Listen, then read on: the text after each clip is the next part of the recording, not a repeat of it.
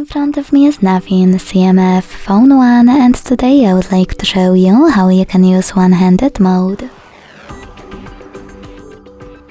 Begin by going into Settings and scrolling down to Access System. Then tap on Gestures and select one-handed mode. If you are using gesture navigation, use this switcher next to use one-handed mode. Make sure that pull screen into reach is on and swipe down from the bottom of your screen. To go back, swipe up or click on this area at the top. If you are using 3-button navigation, scroll all the way down instead and use this switcher next to one-handed mode shortcut. Hit OK and access one-handed mode by clicking on the shortcut.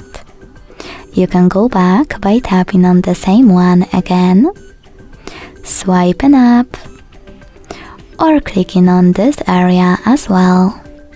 To disable one-handed mode shortcut, use the same switcher as before. Thanks so much for watching. If you enjoyed this video, leave a like, comment and subscribe. Bye!